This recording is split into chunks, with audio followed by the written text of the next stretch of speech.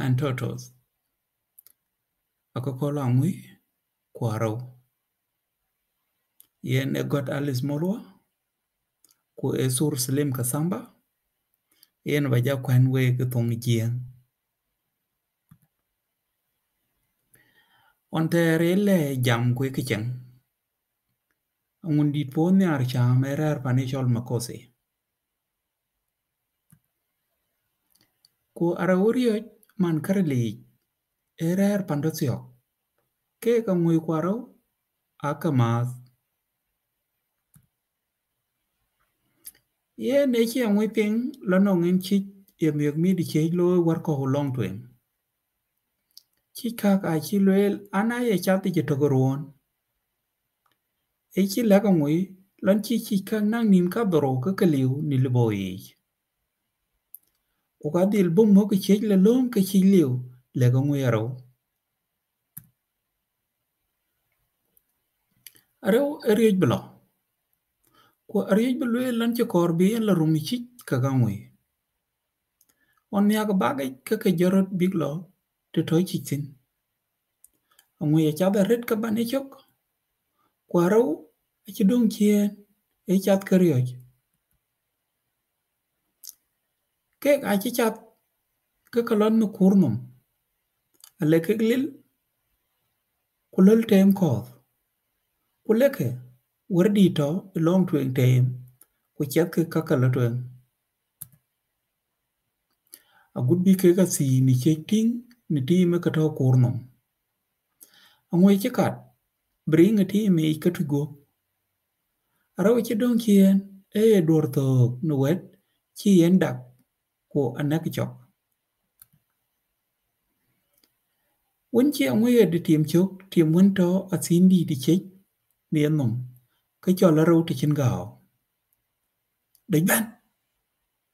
Giờ tôi nhớ là tìm nóng của việc các thứ này chạy chuyện. Yên nhớ là tìm nóng mà chia rồi yêu cái rэлech. Anh nhị lần là bị yên đáy riêng của lời. Khá này cho người rai phổ của dọc bà râu lùa vô. Wun chi ara wa thứ này chạy gò đi. Cái bình ngồi vô chạy. Makai. Aka ngồi cái gà xì này. Ara wa chú phô của lời như tìm nóng. Asin ku mogi chej ache ngar ku lo nyaya. Asin chej ache lo naro ko. Kayen ache mogi chej kumpe nyaban. Kachien to. Ngui chi jog bu mogi chej nyan. Aken chej ber ne ar. Chej ache thi ai ka chama ngui. Ache moi gupa ban. Ngui che kat buwe kariang ngui. Ku chej abo den. Ngui che kat kalape nyukurnum. Alayen e dwarij. Chej ache yen kum gupa nyaban. Ke chamien. Araw achirat palping. Yen ngodo to mogi cheji. Achi yok lan chi kriye ban biet. Asin ku mogi chej achi thiang ne ko. Ne kam kor achi aro bani nyik. Lan chi kor bien ber mol budich. Brola to. Akwet den yam de mogi chej real ne ko. Achi yen lewo gel. Angwe achi kat kachi dak. Ku achi gop thiang moji chej. Kachi yen ya monpo ku ye to ko ngodo ken goodbye. On le ne nyen lief. Achi bani yok. Lan chi moji chej chit chi gole loy ne go baban. Inetini yoga raw. Akwet den chirial ne ko thin. Ku yoga ngui.